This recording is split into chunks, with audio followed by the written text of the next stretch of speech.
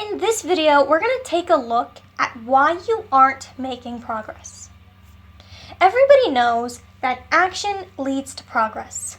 You do something, you put in the work, and you see results. However, this isn't true in your case. Because no matter what you try, you aren't seeing results.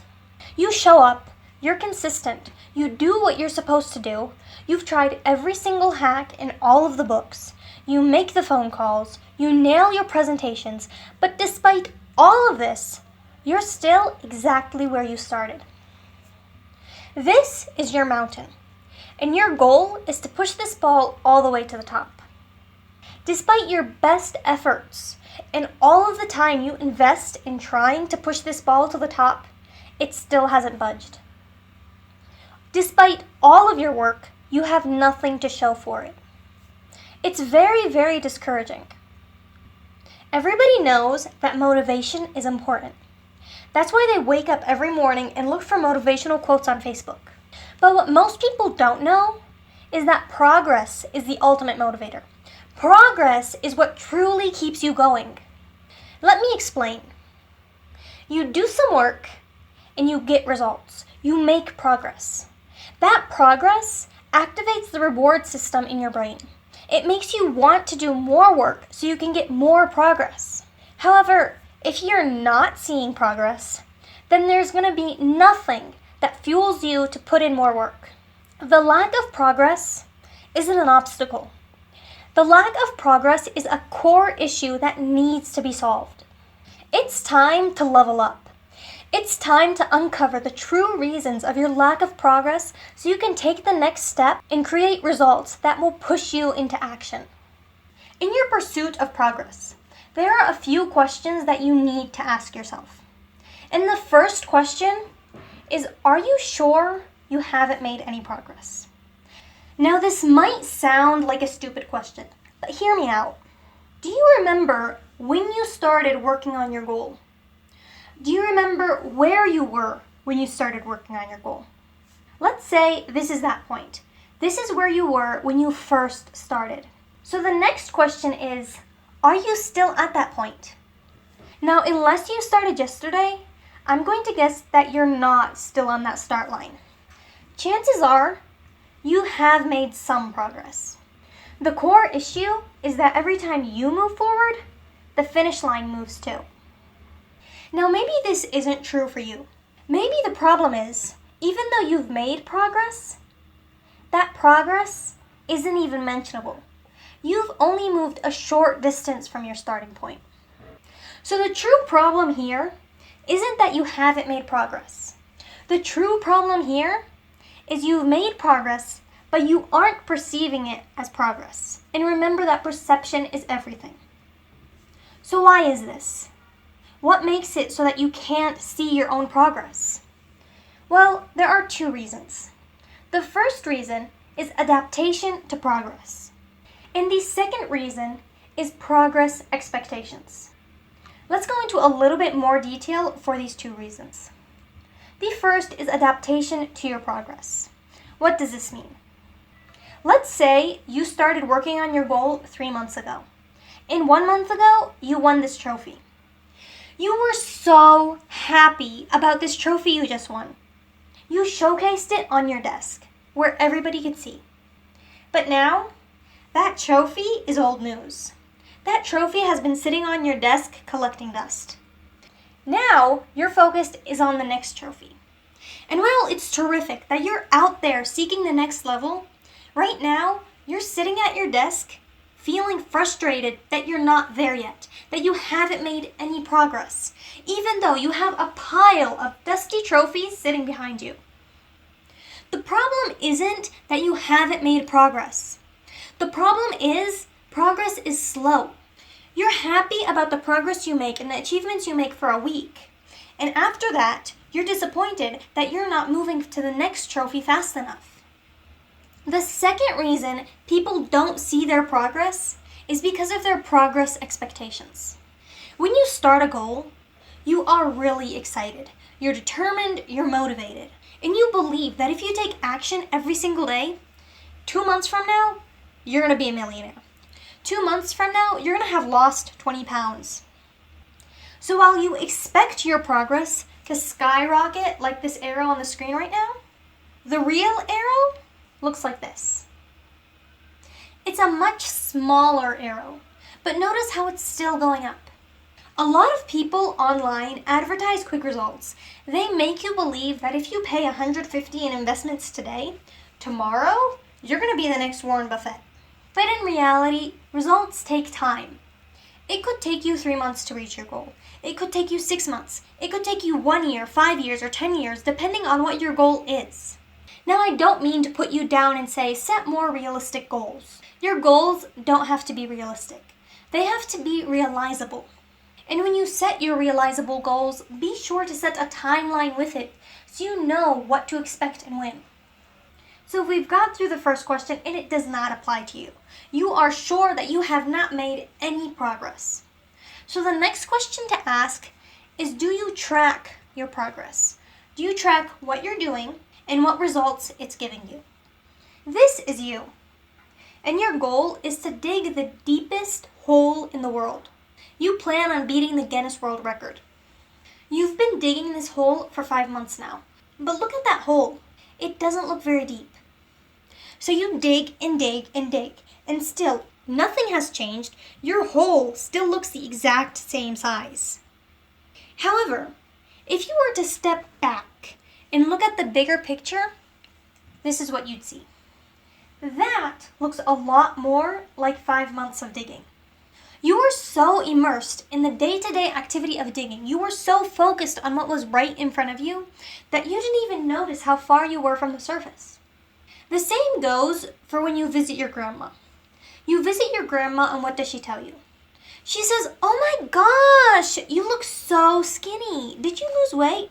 And you look at yourself and no, I'm still the same weight. You see yourself every day. You don't notice the day-to-day changes. However, if you were to track your progress, if you were to weigh yourself every single week, you would notice that from the last time you visited your grandma, you've lost 10 pounds. You see, progress is made where progress is measured.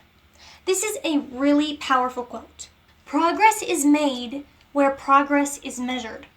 If you were to measure the progress that you made at the end of every day, at the end of every week, or at the end of every month, you would notice some significant changes.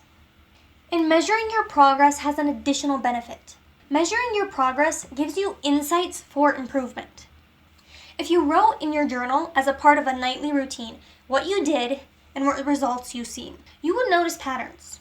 You might see that every Wednesday, you do 30% better on everything you do.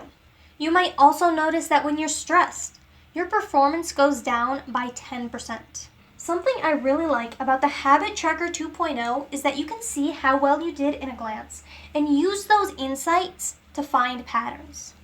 If you track your progress, you can see what you're doing and what results it's giving. After that, you need to ask yourself, are you honest with yourself? Now I know, when I ask the question, did you give your goal your best? You're going to want to say yes. Let me see if I can catch your bluff. If you said yes, all of the following statements need to apply to you. Did you give your goal all you had? Did you do your absolute best? Are you proud of what you did? Do you have no regrets? And each night, when you put your head on the pillow, are you satisfied with what you did that day? If we're being truly honest here, and remember, there's no judgment, the answer to this important question is no. Because when you said you'd do something, you didn't do it. And when you said you'd do something and you did do it, you didn't give it your best. You did a half-ass effort. You settled for good enough. You weren't consistent and you slacked off. And what made that possible? Excuses. Excuses come from the little demon that whispers in your ear. It tells you, you know what? I can do it later. I'm tired today. Sure, I said I'd do that thing, but I don't feel like it right now.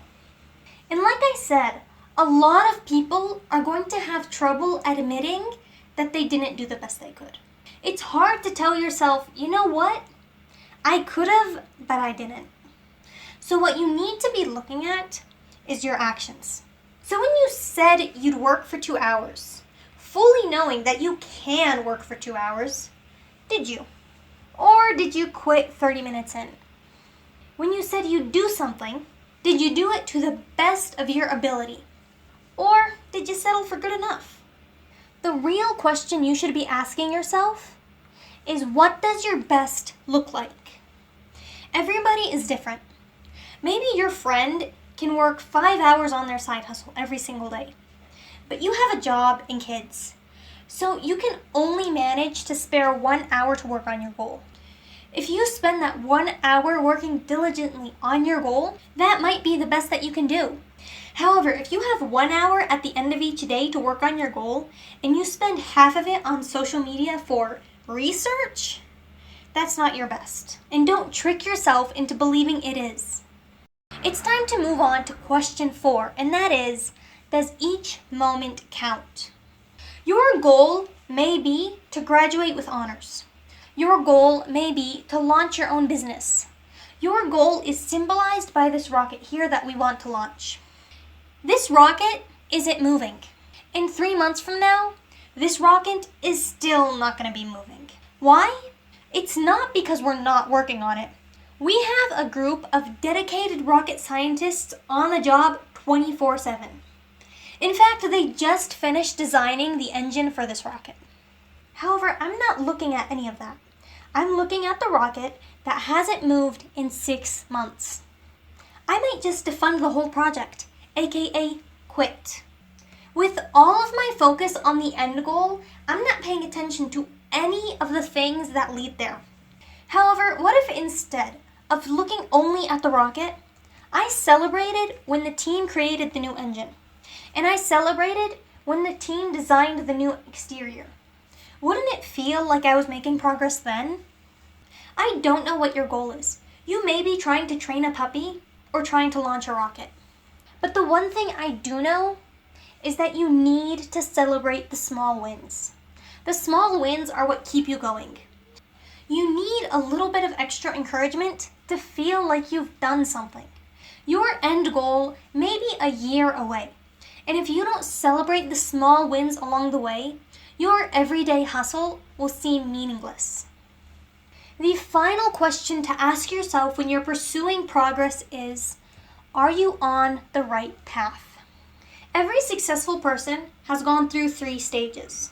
They had their starting point, then they had the journey, and finally they reached the finish line. When you put it like this, it seems straightforward.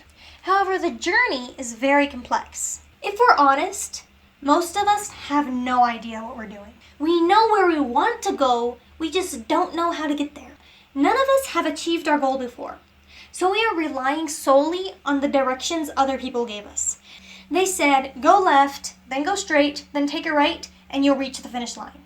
However, you're not the same as anybody else, and your journey is not going to be the same as anybody else. So even though you have directions, you're still going to go through a lot of trial and error. You try something and it doesn't work, so you replan and try again.